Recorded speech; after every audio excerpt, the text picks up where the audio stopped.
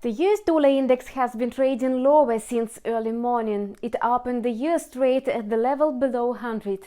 Revival of financial markets and a decline of the US currency could be evidence that the pandemic is approaching its peak. It's common knowledge that the US dollar's dynamic is closely related to the coronavirus span. The greenback was on a winning streak for 10 days in a row, despite a soaring number of job losses in the US labor market.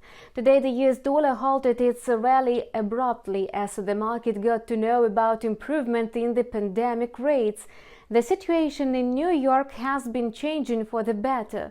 The number of the coronavirus cases is declining in Italy, France and Spain. The US dollar index slipped below 100 points. Experts at the Bank of America reckon the drop of the US dollar index below 96 will indicate that investors have overcome the coronavirus fears. US lawmakers are discussing an additional stimulus package worth at least $1 trillion. Besides, the Fed Reserve softened its requirements for banks, permitting small and medium-sized businesses to cash loans provided under the financial aid program. Such measures aim to ease pressure in financial markets and, as a result, to weaken the US dollar. So the greenback's decline is what is going on now. Today, global investors are keeping appetite for risk, though the pandemic picture remains dismal in some regions. Asian stocks closed in the black. The same was seen in Europe and the United States. Futures for shares added over 2% in midday. The US benchmark stock indexes closed with notable gains on Monday. The Dow Jones spiked 7.7% and S&P 500 surged 7%. Both indicators closed above the levels of the spike recorded in late March.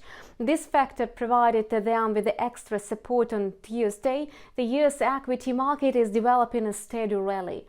Recently, the Bank of Canada has not taken decisions on its own, following the same path as the Fed Reserve. The USD CAD pair attempted to climb above 1.47.